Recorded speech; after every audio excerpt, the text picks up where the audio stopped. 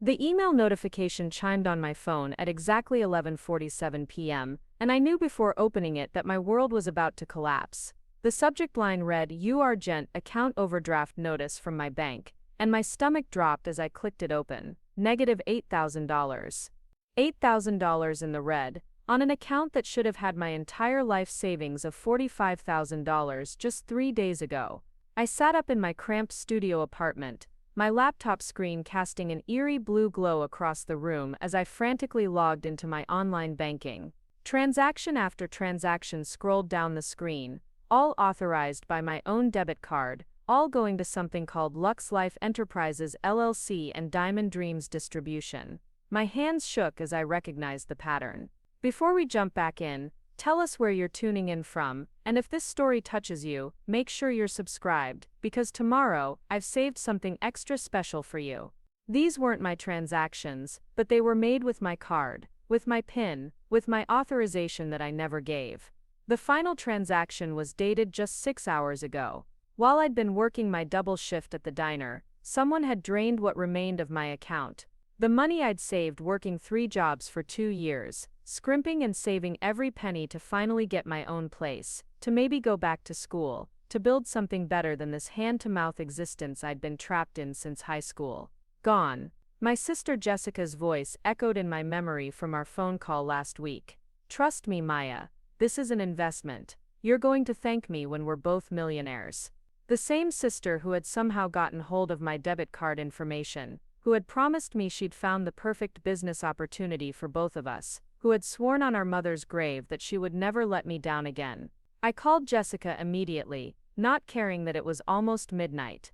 The phone rang 4 times before her cheery voicemail picked up, that saccharine sweet voice I'd grown to dread. "Hi, you've reached Jessica Chen, independent diamond executive with Lux Life. I'm probably busy changing someone's life right now, so leave a message and I'll call you back when I'm done making dreams come true." The rage that surged through me was unlike anything I'd ever felt. I'd always been the calm one, the peacekeeper, the sister who smoothed things over and made excuses for Jessica's impulsive decisions. But this wasn't impulsive, this was calculated theft, and it was my entire future she'd stolen. I hung up without leaving a message and immediately called my bank's emergency line. After 20 minutes on hold, a tired-sounding customer service representative named Doug walked me through the unauthorized transaction process. "I'm sorry to hear about this, Miss Chen. I can see you've had several large transactions over the past week. Did you authorize these purchases?" "Absolutely not. My sister somehow got my card information and used it without permission. This is fraud." There was a pause, then Doug's voice became more cautious. "I see here that the transactions were made with chip and PIN authorization. That typically indicates the cardholder was present for the transaction. Are you sure you didn't give permission to a family member to use your card?" My heart sank.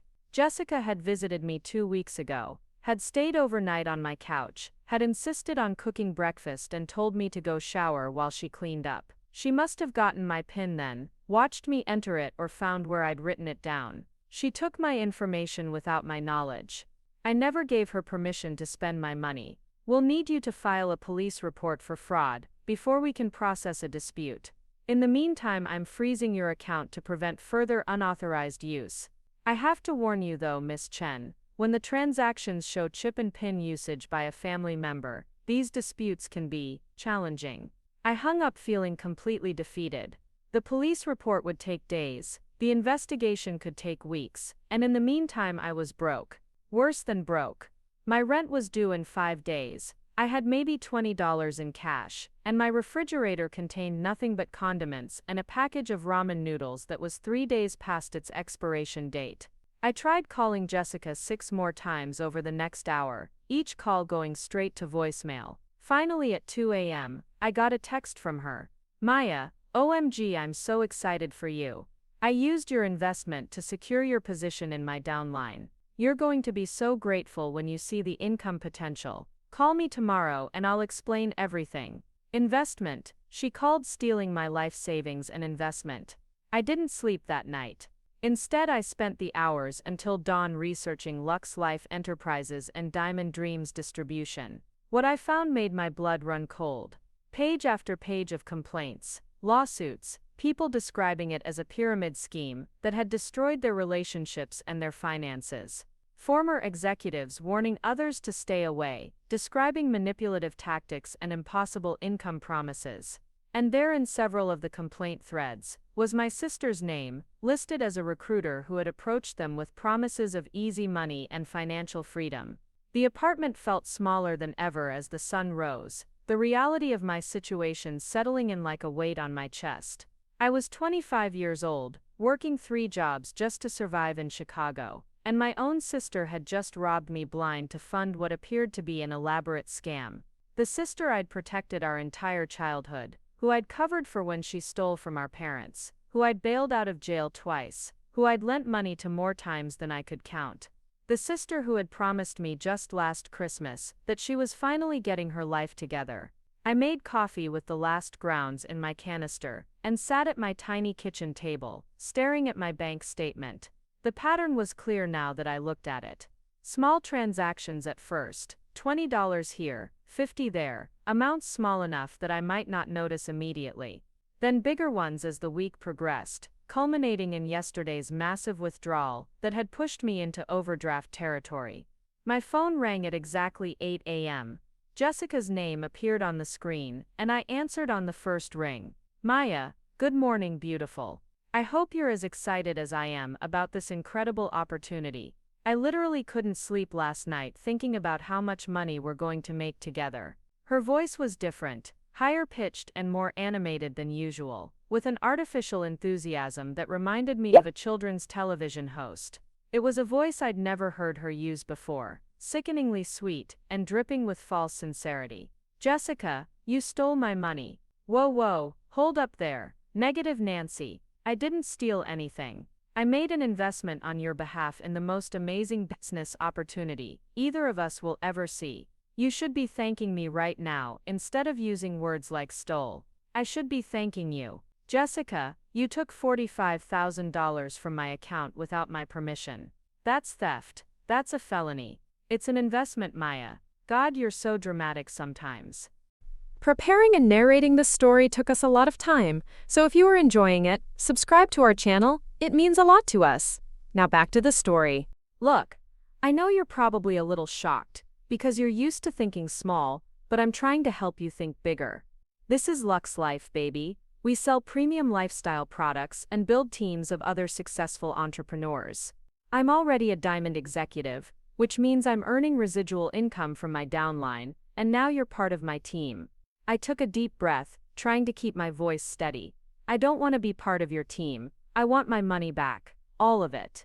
Today. That's not how investments work, sis. You can't just put money into a business and then immediately take it out. There's a process. There's growth. There's patience required. But I promise you, in 6 months you'll be calling me crying tears of joy because of how much money we'll be making. Jessica, listen to me very carefully. You stole my money. If you don't return every penny by the end of today, I'm filing a police report for theft and fraud. The line went quiet for several seconds, and when Jessica spoke again, her fake cheerfulness had cracked slightly. You wouldn't call the police on your own sister. Besides, technically you can't prove I did anything wrong. I have documentation showing that you invested in the business voluntarily. What documentation? I never signed anything. Well, I might have helped you with some of the paperwork. You know how you hate dealing with business stuff. I just thought I'd make it easier for you. The casual way she admitted to forging my signature made my vision blur with rage. You forged my signature. I prefer to think of it as sisterly assistance. Look, Maya, you need to stop freaking out and start thinking about the big picture. Do you want to work 3 dead-end jobs for the rest of your life? Do you want to live in that sad little apartment forever? Or do you want to build something bigger? Because that's what I'm offering you right now, a chance to change your entire life. I hung up on her and immediately called the Chicago Police Department's non-emergency line. The officer who took my report sounded bored as I explained the situation, and when I mentioned that it was my sister who had taken the money, his tone became even more dismissive. Ma'am, this sounds like a family dispute rather than a criminal matter. Have you tried talking to your sister about returning the money? She's claiming it was an investment I agreed to, but I never agreed to anything. She somehow got my bank information and forged my signature on documents. Without seeing the documentation, it's hard to know if this rises to the level of criminal fraud. My advice would be to handle this within the family first, maybe get some mediation involved. If you can't resolve it that way, you might want to consider civil court. After I hung up, I sat in my apartment feeling more alone than I'd ever felt in my life. The police weren't going to help. The bank couldn't reverse the transactions without a fraud investigation, and my sister was treating my life savings like play money for her get-rich-quick scheme. I called in sick to all 3 of my jobs, something I'd never done before, and spent the day researching everything I could about Lux Life Enterprises. The deeper I dug, the more horrifying the picture became. It was a classic multi-level marketing scheme, the kind that preyed on people desperate for financial freedom by convincing them to recruit friends and family members. The premium lifestyle products were overpriced supplements and cosmetics that could be bought for 1/10 of the price elsewhere. The real money came from recruitment fees and monthly minimums that distributors had to maintain to stay active in the system. I found videos of former Lux Life executives describing the cultish atmosphere, the constant pressure to recruit, the way the company trained its distributors to target their closest relationships with emotional manipulation. They were taught to identify people in financial distress, to present the opportunity as a solution to all their problems, to use phrases like investment and business ownership instead of what it really was. A pyramid scheme that enriched the people at the top by exploiting the desperation of everyone below them. Most disturbing were the stories from people who had lost their entire families to Lux Life. Parents who had recruited their own children, siblings who had turned against each other, marriages destroyed by the financial and emotional devastation of chasing an impossible dream. I read testimonial after testimonial, from people who had lost tens of thousands of dollars, who had alienated everyone they cared about, who had been left with nothing but worthless inventory and shattered relationships. As the day wore on, I began to understand what Jessica had done to me. This wasn't just theft, it was recruitment. By using my money to purchase what she called my starter inventory, and pay my joining fees, she had essentially forced me into her downline without my consent. According to Lux Life's compensation plan, which I found buried in the fine print of their website, she would receive a percentage of any sales I made, any people I recruited, any money I spent on additional inventory or training materials. She had turned me into her victim and her business partner simultaneously. My phone buzzed with text messages throughout the day, all from Jessica. "Maya, you're missing out on the income opportunity of a lifetime. I just made $500 in commissions this morning alone. Your starter package is being shipped to your address. You're going to love the products. Stop being so negative and start thinking like an entrepreneur." Each message made me feel sicker. This wasn't the sister I'd grown up with, the one who used to sneak into my room during thunderstorms, who had cried in my arms when our parents divorced, who had sworn we'd always have each other no matter what. This was someone I didn't recognize, someone who spoke in corporate buzzwords and fake motivation, someone who could steal from her own sister and call it an investment opportunity. By evening I had made a decision. If Jessica wanted to play games with my money, if she wanted to drag me into her pyramid scheme against my will, then I was going to fight back with every resource I had.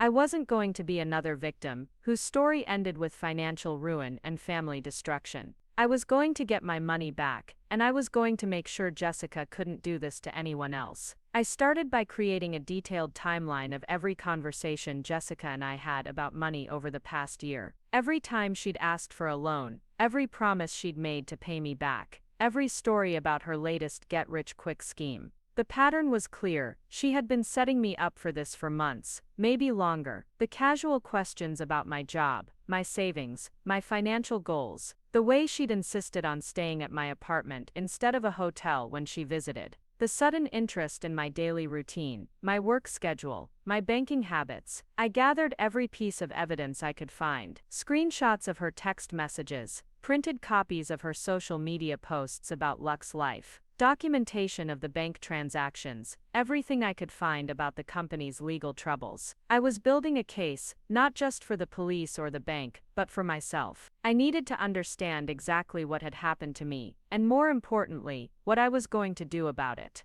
The hardest part was accepting that this was really happening. That the sister I'd loved and protected my entire life had betrayed me in the most fundamental way possible. She hadn't just taken my money, she had taken my trust, my security, my ability to believe that family meant something more than a business opportunity. As I sat in my apartment that night, surrounded by printouts and bank statements and legal documents, I made myself a promise. I wasn't going to let Jessica destroy me the way Luck's life had destroyed so many other families.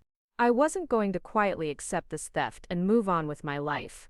I was going to fight back, not just for my money, but for every other person who had been targeted by this scheme. I had no idea that this was just the beginning, that Jessica's investment in my future was about to unravel a web of lies and manipulation that went far deeper than a simple pyramid scheme. I didn't know that by the time this was over, I would uncover secrets about my family that would change everything I thought I knew about the people I'd trusted most. All I knew was that my sister had stolen my life savings, and I wasn't going to let her get away with it. The next morning brought a package to my door, a large box with Lux Life Enterprises Your Success Starts Here, printed in gold letters across the side. Inside were bottles of supplements with names like Vital Energy Complex and Youth Renewal Formula, along with cosmetics and packaging that looked expensive but felt cheap. There were also marketing materials, business cards with my name printed on them as independent lifestyle consultant, and a welcome packet that explained my exciting journey as a Lux Life entrepreneur. The retail value of everything in the box was supposedly $2,800, according to the included invoice. But a quick search online showed that identical products could be purchased for less than $200 from wholesale suppliers. The markup was more than 1,000%, and this was what Jessica had used my money to purchase on my behalf. At the bottom of the box was a handwritten note in Jessica's familiar scrawl, "Welcome to the team, sis. I knew you'd come around eventually. Your first team meeting is Thursday at 7 p.m. Address attached. Dress to impress. We're building your empire." The casual assumption that I would simply accept what she had done, that I would show up to her meeting and pretend to be grateful for being robbed, sparked a fury in me that I didn't know I was capable of feeling. This wasn't just about money anymore. This was about control, manipulation, and the assumption that she could destroy my life and I would thank her for it. I called Jessica's number, but it went straight to voicemail again. This time I left a message, my voice deadly calm. "Jessica, I got your package. I got your note. If you think I'm going to show up to your cult meeting and pretend to be grateful that you stole my life savings, you're even more delusional than I thought.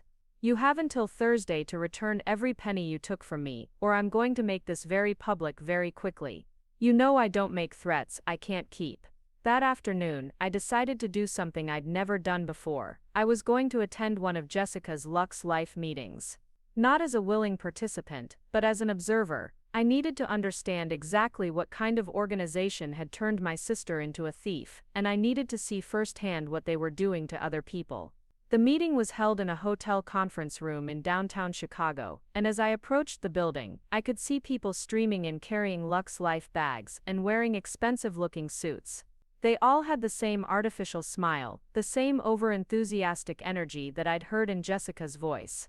It was like watching a parade of people who had been replaced by slightly more animated versions of themselves.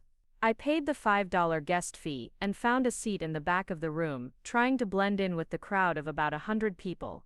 The demographics were telling, mostly women between the ages of 25 and 50, many of them clearly struggling financially based on their clothing and accessories, but all trying to project an image of success and prosperity. The meeting began with what they called success stories, testimonials from distributors who claimed to be earning thousands of dollars a month in passive income. One woman, probably in her early 30s, stood at the podium describing how Lux Life had allowed her to quit her job as a teacher and travel the world. Another talked about paying off her student loans and buying her dream house. A third claimed to have earned enough in her first year to put her children through college. But as I listened more carefully, I noticed that none of them gave specific numbers. They spoke in vague terms about life-changing income and financial freedom without ever mentioning exactly how much money they were making. And when they talked about their success, they always emphasized the importance of building a team, of bringing other people into the opportunity, of treating everyone in their life as a potential business partner. Then Jessica took the stage. I barely recognized her. She was wearing a designer dress that must have cost more than I made in a month, her hair was professionally styled, and she carried herself with a confidence I'd never seen before. When she spoke, her voice had that same artificial enthusiasm I'd heard on the phone, but magnified for the audience. Ladies and gentlemen, I want you to know that exactly 18 months ago, I was broke. I was living paycheck to paycheck, working a dead-end job, watching life pass me by. I felt like I was stuck in a prison of my own making, and I didn't see any way out. The audience murmured sympathetically, clearly relating to her story, but then I discovered Luxe Life, and everything changed. This company gave me the tools, the training and the support system I needed to transform my entire life. In the past year alone, I've earned more money than I made in the previous 5 years combined. I've traveled to places I never thought I'd see. I've built a business that works for me even while I sleep, and most importantly, I've been able to help dozens of other people achieve the same kind of success. She paused dramatically, scanning the audience. How many of you are tired of being tired? How many of you are ready to stop making excuses and start making money? How many of you want to join me on this incredible journey to financial freedom? The applause was thunderous, and I watched person after person around me lean forward in their seats, hungry for whatever Jessica was selling. These weren't stupid people or lazy people. They were desperate people, people who were working hard but not getting ahead, people who were looking for hope in a world that seemed designed to keep them struggling. And Jessica was exploiting that desperation with practiced skill. After her presentation, there was a break for networking, and I watched as Jessica worked the room like a professional politician. She had a different approach for each person she spoke to, seeming to intuitively understand what they needed to hear. With the single mothers, she emphasized the opportunity to work from home and spend more time with their children. With the young professionals, she focused on the potential for early retirement. With the older attendees, she talked about supplementing their fixed incomes and leaving a legacy for their grandchildren. But in every conversation, she was gathering information. Personal details about their financial situations, their relationships, their fears and dreams. She was building a database of vulnerabilities that she could exploit later. I slipped out before the meeting ended, not trusting myself to confront Jessica in front of all these people. But as I walked back to my car, I realized that what I'd witnessed was far worse than simple theft. Jessica wasn't just stealing money, she was stealing hope. She was taking people's legitimate dreams of financial security and turning them into tools for manipulation. The drive home was a blur of rage and heartbreak. This wasn't the sister I'd grown up with. This was someone who had been trained to see every relationship as a transaction, every conversation as a sales opportunity, every person in her life as a potential source of income. When I got back to my apartment, I found another box from Luxe Life waiting by my door. This one contained training materials, DVDs about attraction marketing and relationship selling, books with titles like Your Network is Your Net Worth, and Turn Your Warm Market into Cold Cash, and a thick binder called The Complete Guide to Building Your Luxe Life Empire.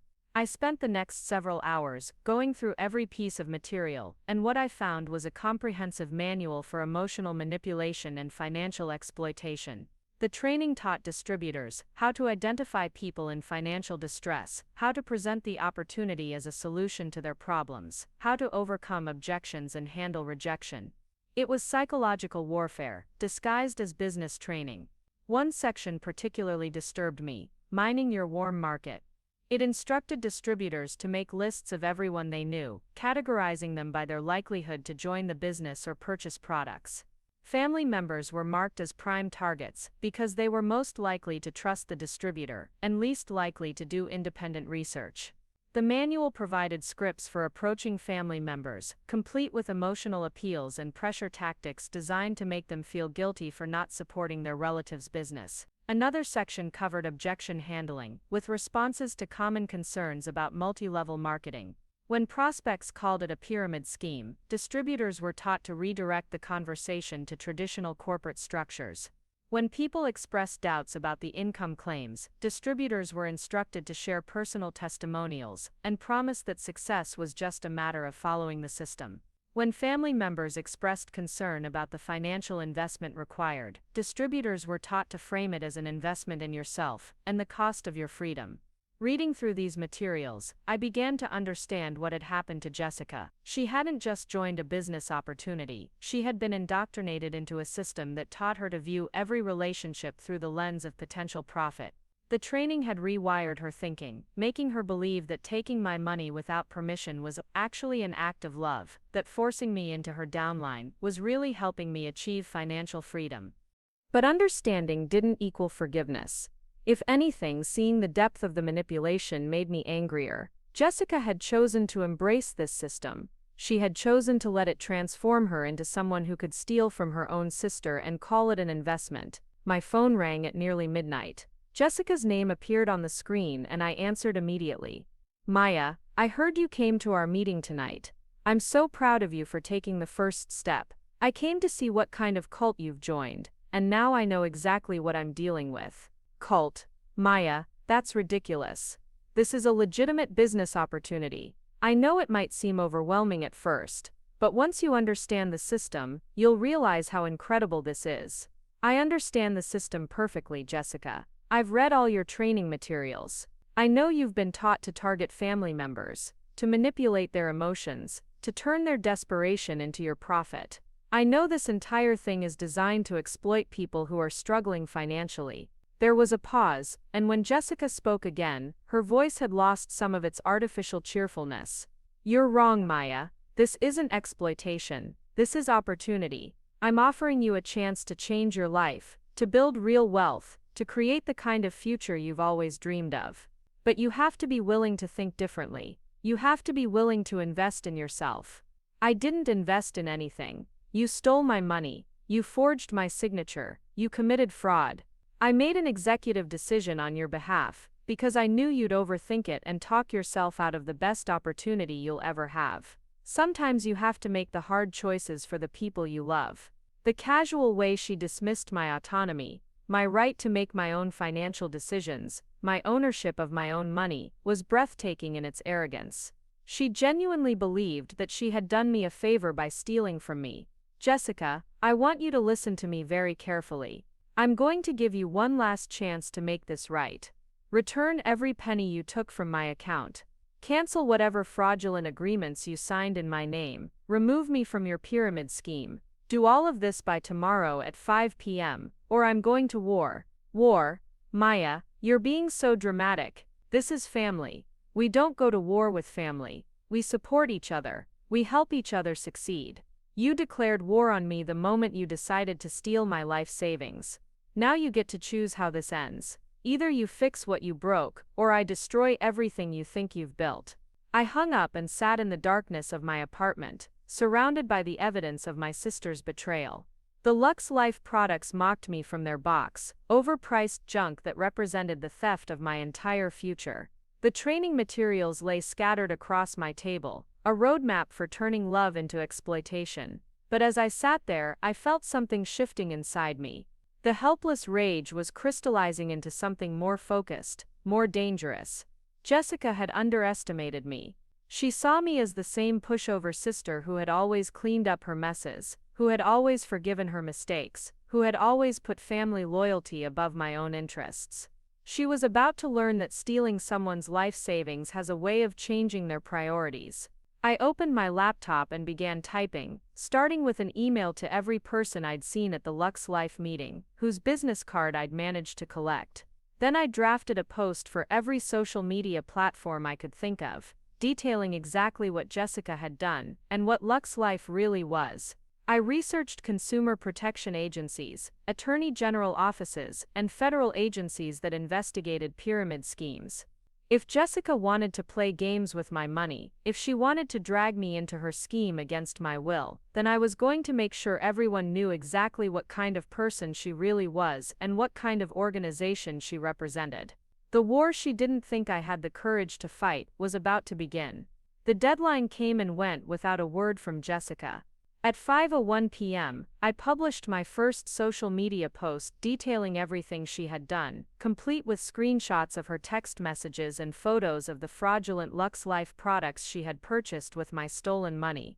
Within an hour, the post had been shared dozens of times, and my phone was buzzing with messages from friends, former colleagues, and complete strangers offering support and sharing their own MLM horror stories. But it was the message from my cousin Rachel that changed everything. "Maya, I saw your post about Jessica and Luck's life. You need to call me immediately. There's something you don't know about what she's been doing to our family." Rachel lived in Denver, where Jessica had moved 6 months ago supposedly to expand her business opportunities. We'd barely spoken since our grandfather's funeral 2 years earlier, but her voice on the phone was shaking with anger. "She did it to me too, Maya, and to Aunt Linda, and probably others. Jessica has been systematically targeting our entire family, one person at a time." My hands went cold as Rachel explained how Jessica had visited her in March, staying for a weekend and gaining access to Rachel's financial information under the guise of helping her set up online banking. 3 weeks later, Rachel discovered that $8,000 had been withdrawn from her savings account to purchase Luck's life inventory and pay enrollment fees she'd never agreed to. "But that's not the worst part," Rachel continued. "She's been recruiting our relatives into her downline without their knowledge. Aunt Linda thinks she's buying discounted beauty products from Jessica's cosmetics business, but she's actually been paying inflated prices for Luck's life inventory that's being credited to Jessica's sales volume. Uncle Mike invested $5,000 in what he thought was Jessica's independent consulting company, but the money went straight into Luck's life's compensation plan." The scope of Jessica's deception was staggering.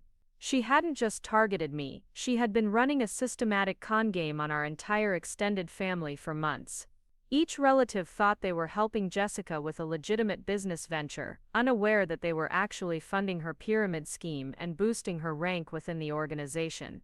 "There's more," Rachel said. "I hired a private investigator after I couldn't get my money back through normal channels.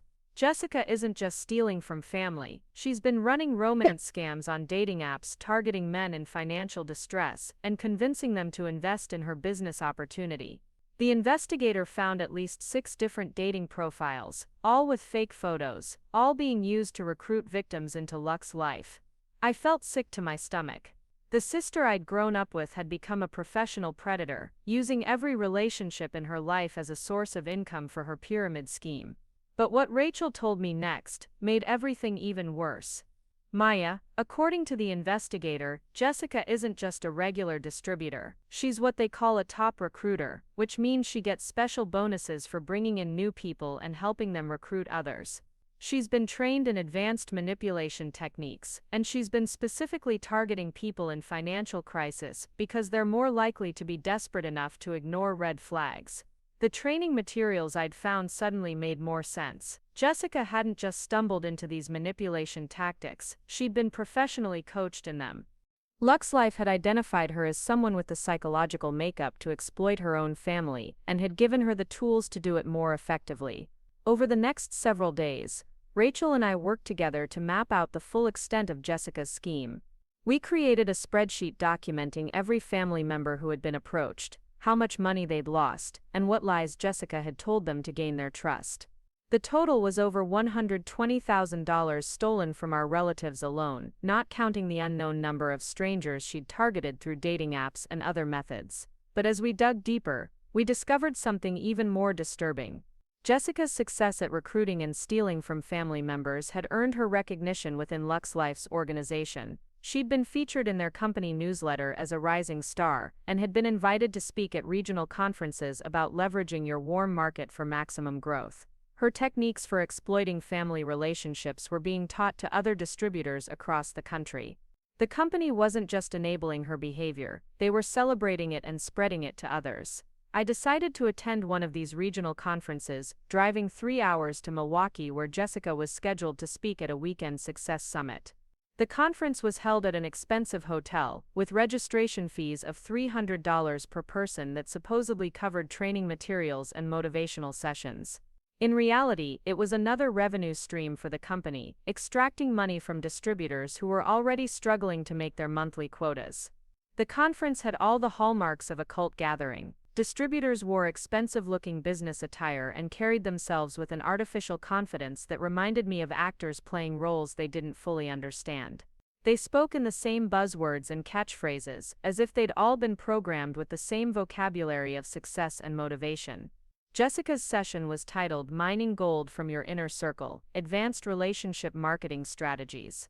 I sat in the back row, wearing a baseball cap and sunglasses, watching my sister teach a room full of desperate people how to manipulate their friends and family members more effectively. The key to success in this business, Jessica explained to the audience of about 200 people, is understanding that everyone in your life is either an asset or a liability. Your family members, your friends, your coworkers, even your romantic partners, they all represent potential income streams if you approach them correctly. She clicked through a PowerPoint presentation that detailed what she called the trust and exploit method. First, identify people in your life who trust you implicitly. Second, gather information about their financial situations, their fears, their dreams. Third, position yourself as someone who can help them achieve their goals. Fourth, gradually escalate their financial commitment to your business. Fifth, use their initial investment to justify additional investments, creating a sunk cost fallacy that makes them reluctant to abandon the opportunity. I've personally recruited over 40 people using these methods, Jessica bragged, and my average lifetime value per recruit is over $8,000. But some of my best performers have invested much more than that because I help them see the bigger picture. I help them understand that this isn't just about selling products, it's about buying their freedom. The audience hung on her every word, scribbling notes and nodding enthusiastically. These weren't evil people, they were desperate people who had been convinced that financial manipulation was the same thing as business savvy. Jessica was teaching them to destroy their own relationships in pursuit of an income opportunity that would never materialize for 99% of them. During the break, I followed Jessica to the hotel bar, where she was holding court with a group of newer distributors. I positioned myself close enough to overhear their conversation, and what I heard made my blood boil. The trick with family members, Jessica was explaining, is that you have to make them feel guilty for not supporting your dreams. You have to frame their reluctance to invest as a lack of faith in your abilities. Most people will give you money just to avoid the emotional discomfort of appearing unsupportive. A young woman who couldn't have been older than 22 raised her hand tentatively. But what if they ask for their money back? What if they realize it's not working? Jessica laughed. That's when you double down on the emotional manipulation. You tell them that success takes time, that they're giving up right before their breakthrough, that quitting would be letting down not just themselves but their entire family. You make leaving the opportunity seem more painful than staying in it. What if they threaten to go to the police? Another distributor asked. Family members rarely follow through on threats like that, Jessica replied confidently. They don't want to destroy family relationships over money. They don't want to be responsible for sending their sister or brother or cousin to jail. You use their love for you as leverage to keep them quiet. I had heard enough. I stood up and walked directly to their table, removing my sunglasses as I approached. Jessica's face went white when she saw me. "Hello, sister," I said, my voice carrying clearly through the suddenly quiet bar area. "I thought I'd come see your presentation about how to steal from family members more effectively." The other distributors looked confused, glancing between Jessica and me as they tried to understand what was happening. Jessica forced a smile and tried to maintain her composure. "Maya, what a surprise. Everyone, this is my sister Maya. She's actually one of my success stories, though she's still in the early stages of building her business." "Actually," I said, loud enough for everyone in the bar to hear, "I'm here to warn all of you about what Jessica really is. She's a thief. She stole $45,000 from my bank account without my permission to fund her Lux Life purchases. She forged my signature on documents and enrolled me in this pyramid scheme against my will." The silence that followed was deafening. Several distributors pushed back from the table, looking uncomfortable. Others stared at Jessica, waiting for her to deny the accusation. "Maya is going through a difficult time right now," Jessica said, her voice strained but still attempting to maintain her professional demeanor. "She's dealing with some personal issues that are affecting her judgment. I've been trying to help her see the incredible opportunity in front of her, but change can be scary for some people. I have bank records," I continued, pulling out my phone and showing the screen to the table. "I have text messages where she admits to taking the money. I have documentation showing that she's stolen from multiple family members using the same techniques she just taught all of you. This woman is a professional con artist, and Lux Life is the vehicle she's using to destroy families. One of the younger distributors, a man who looked to be in his early 30s, stood up abruptly. "I'm not comfortable with this," he said, gathering his materials. "If there are allegations of fraud, I don't want any part of it." As he left, several others followed. Within minutes, Jessica's informal mentoring session had dissolved, leaving her sitting alone at the table with just 2 or 3 die-hard supporters, who seemed more interested in the drama than concerned about the implications of what I'd revealed. Jessica's mask finally slipped completely. "You have no idea what you've just done," she hissed at me as the last of her audience departed. "You've just destroyed months of relationship building. You've just cost me thousands of dollars in potential commissions." "Good," I replied. "Maybe now you'll understand what it feels like to have someone sabotage your financial future. This isn't over, Maya. You think you can just show up at my events and spread lies about me. You think you can damage my reputation and hurt my business without consequences. What are you going to do, Jessica? Sue me for telling the truth? Report me to Lux Life for exposing their top recruiter as a fraud? Call the police and explain how your sister is interfering with your theft operation?" She stood up, her face flushed with anger. "You're making a huge mistake. You have no idea how powerful this organization is, how many resources we have, how far we'll go to protect our business and our people." Is that a threat? It's a promise. You want to play games with my livelihood? Fine. But remember that I know where you live, I know where you work, and I know exactly how to make your life very uncomfortable. The threat sent a chill through me, but it also crystallized my resolve. Jessica wasn't just a thief. She was someone who would use intimidation and fear to protect her criminal enterprise. She had become exactly the kind of person that organizations like Lux Life were designed to create, someone who would do anything, hurt anyone, destroy any relationship to protect their position in the pyramid. I left the conference that night with a new understanding of what I was up against. This wasn't just about getting my money back anymore. Jessica had been transformed into something dangerous, and she was part of an organization that trained people to be dangerous. The threat she'd made wasn't just idle anger. It was a glimpse into the kind of tactics that people like her were taught to use against anyone who threatened their income stream. Over the following weeks, Jessica made good on her promise to make my life uncomfortable.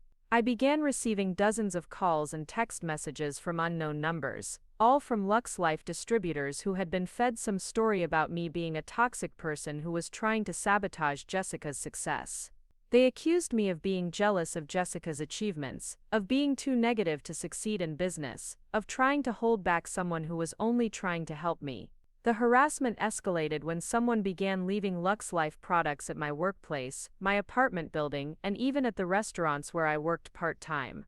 Each delivery came with notes suggesting that I should reconsider my attitude problem and apologize to Jessica for the misunderstandings I had created. When I tried to trace the deliveries, I was told they had been paid for in cash by different people, making it impossible to identify who was coordinating the campaign. But the harassment had an unintended consequence. It attracted attention from people who had been victimized by similar tactics. I began receiving messages from former Lux Life distributors, family members of current distributors, and people who had been targeted by other MLM organizations. They shared their stories, their evidence, and their strategies for fighting back. Through these connections, I learned about a federal investigation that was already underway into Lux Life's business practices. The Federal Trade Commission had received hundreds of complaints about the company's recruitment tactics, income claims, and treatment of distributors who tried to leave the organization. They were particularly interested in cases where distributors had committed fraud or identity theft to fund their MLM activities, as these represented the most serious violations of federal law. I reached out to the FTC investigators and provided them with everything I had: the documentation of Jessica's theft, the evidence of her systematic targeting of family members, the recordings I had made of her training sessions, and the testimonials from other victims I had collected. They were especially interested in Jessica's conference presentation, as it provided clear evidence of the company training distributors in illegal tactics. But the most significant breakthrough came when I was contacted by Chen, a former Lux Life executive who had left the company and was now cooperating with federal authorities. Despite sharing a last name, we weren't related, but he had heard about my case through law enforcement channels and wanted to meet with me. Marcus had been a regional director for Lux Life, one of the highest-ranking distributors in the organization, before discovering the true nature of what he had been promoting. His insider knowledge of the company's operations was devastating to their claims of legitimacy. Lux Life isn't just a pyramid scheme, Marcus explained during our meeting at a coffee shop near downtown Chicago. It's a criminal organization that uses the MLM model as cover for systematic fraud, identity theft, and financial abuse. The company leadership knows exactly what's happening in the field, and they actively encourage it because it drives revenue. He showed me internal company documents that revealed the true economics of Lux Life's business model. Less than 3% of distributors ever earned more than they spent on products and fees. The vast majority lost money every month, with the average distributor spending over $500 monthly on mandatory purchases while earning less than $50 in commissions. The company's profits came primarily from these mandatory purchases, not from retail sales to actual customers. More damning were the training materials that were distributed only to top-level distributors, materials that explicitly encouraged fraud and manipulation. These documents taught distributors how to open credit cards in family members' names, how to forge signatures on loan applications, how to manipulate elderly relatives into liquidating retirement accounts. The company provided legal defense for distributors who were caught, as long as they continued to generate revenue. "Your sister isn't an aberration," Marcus told me. "She's the norm." The company specifically recruits people who are willing to exploit their personal relationships for money. They provide training, legal support, and financial incentives for this behavior. Jessica didn't become a criminal despite being involved with Lux Life. She became a criminal because that's what the company trained her to be. The revelation that Jessica's transformation was systematic rather than accidental somehow made it even more heartbreaking. My sister hadn't just made a series of bad decisions, she had been deliberately corrupted by an organization that profited from turning people into predators. But Marcus also gave me hope. He explained that the federal investigation was nearing completion and that criminal charges were likely to be filed against the company's leadership within the next few months. Many of the top distributors, including Jessica, were likely to face charges for fraud, identity theft, and conspiracy. The evidence I had provided was being used to build cases against not just Jessica but the entire network of criminals she had been trained by and worked with. "The company is about to collapse," Marcus said. "When the indictments come down, when the news breaks about what these people have been doing, the whole organization will implode overnight. Distributors will flee, victims will come forward, and the legal system will finally hold these people accountable for the lives they've destroyed." As winter turned to spring, I watched from a distance as Jessica's world began to crumble. The harassment campaign against me gradually faded as Lux Life distributors became increasingly focused on their own problems. Rumors were circulating about federal investigations, about bank accounts being frozen, about distributors being questioned by authorities. The company's leadership became increasingly paranoid, implementing new security measures and restricting access to information. Jessica's social media posts became less frequent and more desperate. Instead of celebrating lavish purchases and exotic travel, she was posting motivational quotes about persistence and overcoming obstacles. Her success stories became increasingly vague, and she stopped posting photos of herself at company events. The confident predatory persona she had cultivated was cracking under the pressure of maintaining a lifestyle funded by theft and fraud. I knew that the federal investigation was progressing because I was regularly contacted by prosecutors who needed clarification on the evidence I had provided, or additional documentation to support their cases. They couldn't tell me much about the broader investigation, but they made it clear that my case was part of a much larger pattern of criminal behavior that would soon be exposed publicly. The waiting was excruciating. Every day I expected to wake up to news that arrests had been made or that the company had been shut down. Every day I wondered if Jessica was still out there targeting new victims or if she had finally realized that her criminal enterprise was about to be exposed. But as spring turned to summer, I began to understand that justice moves slowly, especially when it involves complex financial crimes spanning multiple states and affecting thousands of victims. The prosecutors were building an airtight case that would ensure maximum penalties and prevent the perpetrators from escaping on technicalities. In the meantime, I focused on rebuilding my life. The money Jessica had stolen was gone, probably spent on inventory and fees that would never be recovered. But the crowdfunding campaigns organized by supporters had raised enough to cover my basic expenses while I looked for new employment and tried to establish financial stability. More importantly, I had found a new purpose. Through my connections with other MLM victims, I had begun working with consumer protection organizations to educate people about the warning signs of pyramid schemes and the tactics used by recruiters.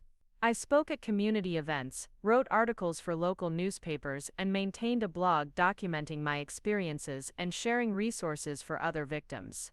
The work was emotionally difficult but deeply satisfying. For every person I could warn about MLM scams, for every family I could help avoid the devastation that mine had experienced, I felt like I was turning my trauma into something meaningful. Jessica had stolen my money, but she had also inadvertently given me a mission that was far more valuable than anything she had taken. As summer progressed, the signs that Lux Life was in serious trouble became impossible to ignore. The company's website began experiencing frequent outages. Regional conferences were canceled without explanation. Top distributors began quietly distancing themselves from the organization, removing Lux Life references from their social media profiles and launching new opportunities with different companies. Jessica's posts became increasingly erratic and defensive. She ranted about haters and losers who were spreading lies and negativity about her business. She claimed that jealous people were trying to sabotage her success and that she was being persecuted for being a strong, independent woman. The paranoid, victimized tone was a stark contrast to the confident, predatory persona she had maintained for over a year. But it was a phone call from Rachel in late July that told me the end was finally coming. "Maya, you need to see the news. Federal agents raided Lux Life's headquarters this morning. They've arrested 12 executives, and they're saying it's the largest MLM fraud case in federal history." I spent the rest of that day glued to news coverage of the investigation. The scope of the criminal enterprise was even larger than I had imagined. Lux Life had operated in all 50 states and several foreign countries, victimizing over 100,000 people and stealing more than $500 million through fraudulent recruitment practices and mandatory purchases. The company's leadership had lived lavishly, while their distributors went bankrupt trying to maintain impossible sales quotas. The news reports detailed the same tactics that Jessica had used against me: identity theft, forgery, emotional manipulation, and financial abuse targeting family members and close friends. Thousands of victims had come forward with stories identical to mine, creating a pattern of systematic criminal behavior that had been coordinated and encouraged at the highest levels of the organization. But the story that broke my heart was the suicide of a young mother in Oregon who had been recruited by a Lux Life distributor and had lost her children's college funds to the scheme. She had left a note explaining that she couldn't live with the guilt of what she had done to her family's future. Her death was mentioned briefly in the news coverage, just another casualty of an organization that destroyed lives for profit. 3 days after the federal raids, Jessica called me for the first time in months. Her voice was shaking, stripped of the artificial enthusiasm that had characterized all our recent conversations. "Maya, I need help. They're saying I'm going to be arrested. They're saying I could go to prison for 20 years. I don't know what to do." The irony was overwhelming. The sister who had stolen my life savings, who had threatened me, who had coordinated a harassment campaign against me, was now calling for help when her criminal enterprise collapsed. The same person who had told me that my financial crisis was my own responsibility was now begging for assistance with her legal crisis. "What do you want from me, Jessica? I want you to tell them that this was all a misunderstanding, that I was just trying to help you, that you agreed to the investment and changed your mind later. I want you to say that the money was a loan, not theft." The audacity of the request left me speechless. Even facing federal charges and potential decades in prison, Jessica was still trying to manipulate me, still trying to make me complicit in her crimes, still trying to avoid responsibility for what she had done. "You want me to lie to federal prosecutors to help you avoid the consequences of stealing from me. Maya, please, I'm your sister. Family is supposed to stick together. I know I made mistakes, but I never meant to hurt you. I thought this would work out for both of us." I thought we'd both be rich by now. You didn't make mistakes, Jessica. You committed crimes. You stole my money, forged my signature, threatened me when I tried to stop you, and harassed me when I exposed what you'd done. You didn't think we'd both be rich. You thought you'd get away with stealing from me. If you don't help me, they're going to destroy my life. I'll lose everything. I'll go to prison. My future will be ruined. Your future was ruined the moment you decided to steal from your own sister to fund a pyramid scheme. My future was almost ruined when you took my life savings without my permission. The difference is that I'm innocent and you're guilty. The line went quiet for several seconds, and when Jessica spoke again, her voice had changed. The desperation was still there, but it was mixed with the cold calculation I had heard when she threatened me at the conference. If I go down for this, Maya, I'm taking you with me. I'll tell them you were a willing participant. I'll say you helped me recruit other family members. I'll make sure you're charged as an accessory. Go ahead, I replied, surprised by my own calmness. I have recordings of our conversations. I have documentation of your theft. I have testimonials from the family members.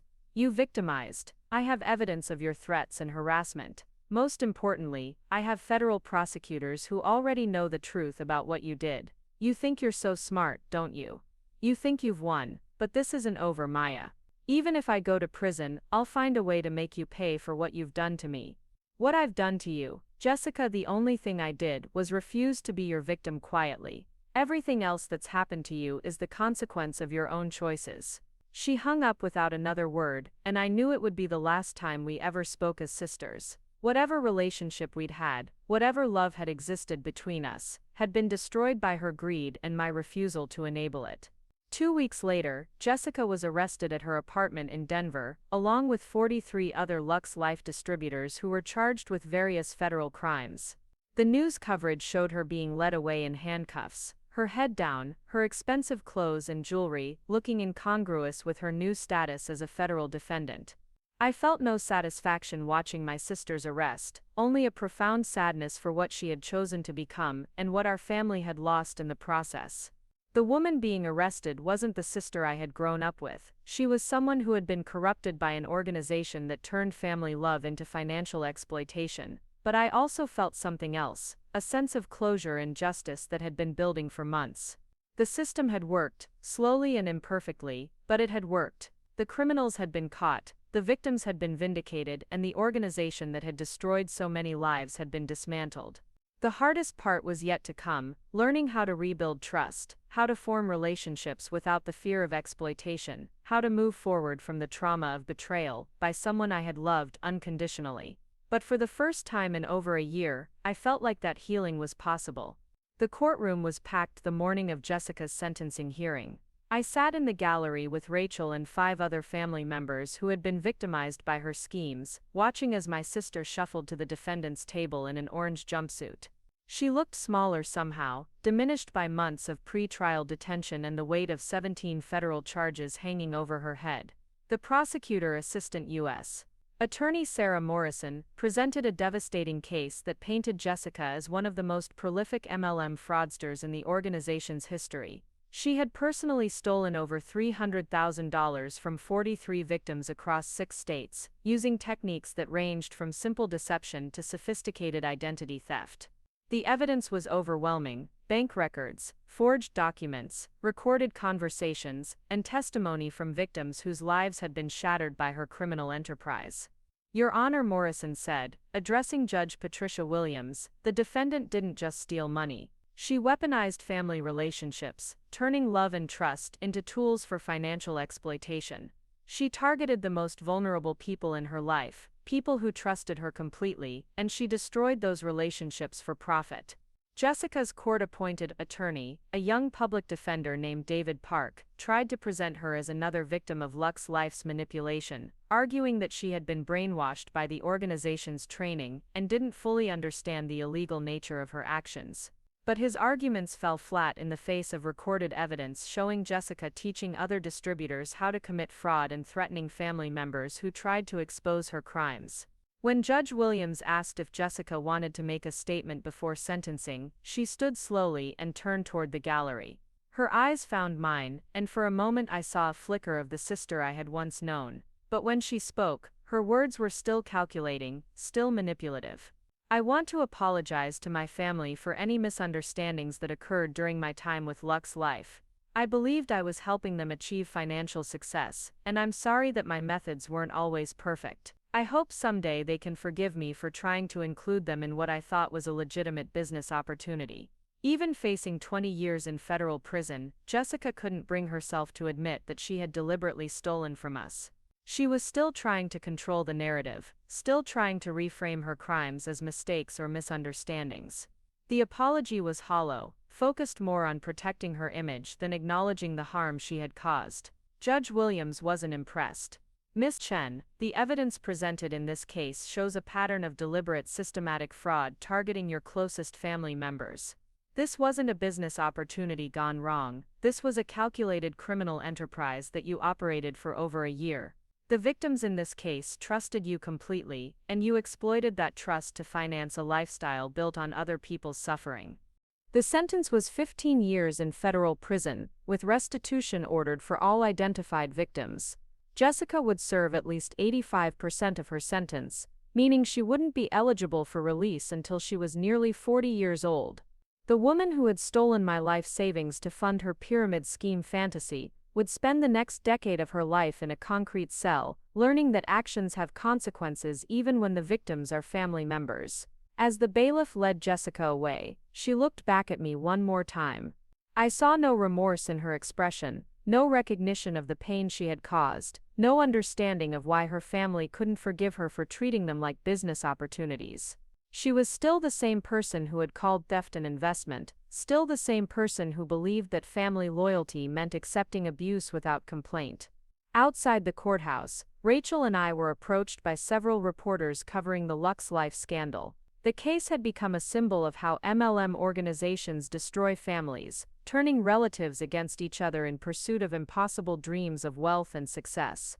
Our story was being used to educate the public about the warning signs of pyramid schemes and the tactics used by recruiters to exploit personal relationships. "How do you feel now that your sister has been sentenced?" one reporter asked me. I considered the question carefully before responding. "I feel sad for what she chose to become, but I also feel vindicated that the system worked. Jessica made a choice to steal from her own family, and now she's facing the consequences of that choice. I hope other people will learn from this case that family relationships aren't business opportunities, and that no get-rich-quick scheme is worth destroying the people you're supposed to love." The civil restitution process took another 6 months to complete. Jessica had no assets left to seize, having spent everything on Lux Life inventory, fees, and maintaining her fraudulent lifestyle. But the federal government had frozen and recovered money from Lux Life's corporate accounts, creating a victim compensation fund that would eventually return about 30 cents on the dollar to those who had been defrauded. I received a check for $13,500, a fraction of what Jessica had stolen from me, but enough to start rebuilding my financial foundation. More importantly, I had learned skills and made connections through my advocacy work that opened new career opportunities. A consumer protection organization offered me a position as an outreach coordinator, helping other fraud victims navigate the legal system and connect with support resources. The work was emotionally challenging but deeply fulfilling. Every week, I spoke with people whose stories mirrored my own adult children who had been defrauded by parents involved in MLM schemes, spouses who had discovered that their partners had mortgaged the family home to fund pyramid scheme investments, siblings who had stolen from each other in pursuit of financial freedom that would never materialize. Each conversation reminded me that my experience with Jessica wasn't unique or unusual. MLM organizations systematically train their distributors to target family relationships because they understand that people are less likely to research opportunities presented by loved ones and more likely to give money based on trust rather than due diligence. The companies profit from the destruction of families, treating broken relationships as acceptable collateral damage in their pursuit of revenue. One case particularly haunted me: a grandmother named Dorothy who had liquidated her retirement savings to fund her daughter's MLM business, believing she was helping secure her grandchildren's college educations. When the scheme collapsed, Dorothy discovered that her daughter had spent the money on inventory and fees, leaving nothing for the promised investments. The family was destroyed, with the daughter facing criminal charges and Dorothy struggling to survive on Social Security alone. I keep thinking I should have known better, Dorothy told me during one of our phone conversations. I raised her to be honest and responsible. How could she do this to her own mother? The question echoed my own struggles to understand Jessica's transformation. How does someone go from being a loving family member to being a predator who targets their own relatives? The answer, I learned through my work and research, lies in the systematic indoctrination that MLM organizations use to reshape their distributors' thinking. These companies don't just sell products, they sell identity. They convince people that becoming successful in the MLM world requires abandoning old beliefs about family, friendship, and ethical behavior. They teach distributors that family members who won't support their business are toxic and need to be cut off. They frame financial manipulation as helping people see opportunities and emotional abuse as motivational leadership. Jessica hadn't just joined a business opportunity, she had joined a cult that taught her to see every relationship through the lens of potential profit.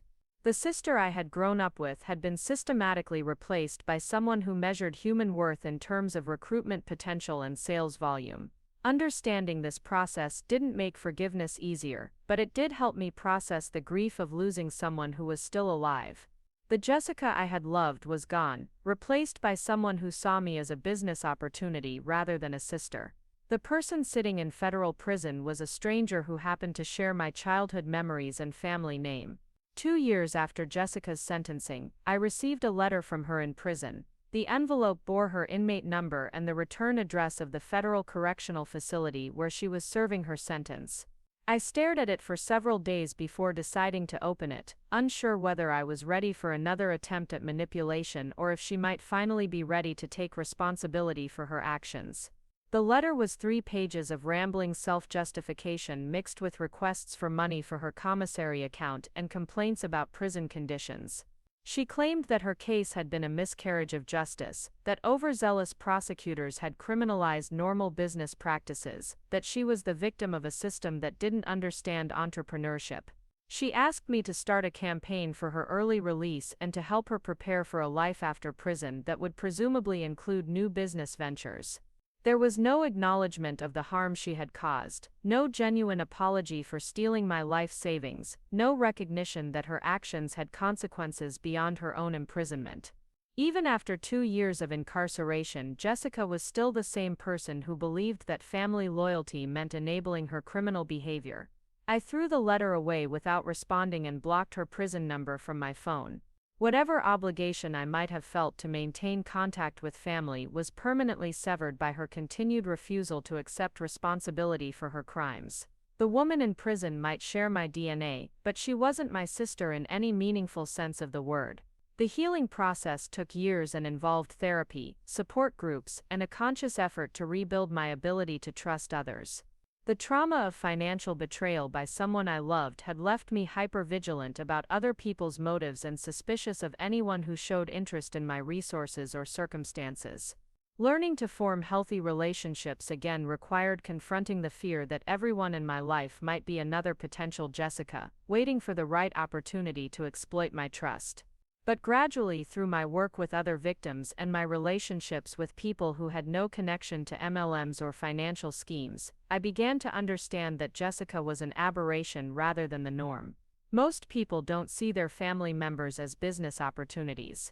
Most people don't steal from their siblings to fund get-rich-quick schemes. Most people understand that love and trust are gifts to be treasured, not vulnerabilities to be exploited. 5 years after Jessica's arrest, I had built a new life that was more secure and fulfilling than anything I had achieved before her theft forced me to start over. My work in victim advocacy had grown into a full-time career with a national nonprofit organization. I had saved enough money to buy a small house, something that would have taken much longer if Jessica hadn't forced me to completely reevaluate my financial priorities and habits. More importantly, I had learned to see my experience as a source of strength rather than shame. The fact that my own sister had targeted me for financial fraud wasn't a reflection of my naivety or weakness. It was evidence of the sophisticated manipulation tactics used by MLM organizations to turn family love into criminal opportunity. My survival and recovery weren't just personal victories, they were proof that victims can rebuild their lives and use their experiences to protect others. The final chapter of Jessica's story came 7 years after her sentencing, when I received a call from a victim services coordinator at the Bureau of Prisons. Jessica had been found dead in her cell, apparently from a drug overdose involving contraband substances that had been smuggled into the facility. She was 34 years old, with 8 years remaining on her sentence, and no family members who were willing to claim her body. The news hit me harder than I expected. Despite everything she had done, despite the years of silence and the deliberate choice to cut her out of my life, Jessica had still been my sister. She had still been the person who taught me to ride a bike, who shared late-night conversations about our dreams and fears, who had once been my closest friend and strongest ally. But the grief I felt wasn't for the woman who had died in prison, it was for the sister I had lost years earlier when she chose to join an organization that taught her to value money over relationships. The person who died had been a stranger wearing Jessica's face, someone who bore no resemblance to the family member I had once loved unconditionally. At Jessica's funeral, which I paid for and attended alone, I said goodbye not just to the woman who had stolen my life savings, but to the entire fantasy of family loyalty that had made her theft possible. I mourned the loss of innocence that comes from learning that even family members can become predators, and I celebrated the strength that comes from surviving that betrayal and building something better from the ruins. Standing at her graveside, I realized that Jessica's greatest crime hadn't been the theft of my money, it had been the theft of my ability to trust unconditionally. But in the years since her arrest, I had learned that conditional trust isn't a weakness, it's wisdom. Healthy relationships are built on mutual respect and ethical behavior, not on blind loyalty that enables destructive conduct. Jessica had taught me, in the most painful way possible, that family isn't defined by shared genetics or childhood memories. Family is defined by love, respect, support, and ethical treatment of each other. The people who deserve to be called family are those who would never steal from you, never manipulate you, never try to profit from your trust and vulnerability. I left Jessica's grave knowing that I had finally found peace with what she had chosen to become, and what I had chosen to build from the wreckage she left behind. Her story was finished, but mine was just beginning. Up next, you've got 2 more standout stories right on your screen. If this one hit the mark, you won't want to pass these up, just click and check them out.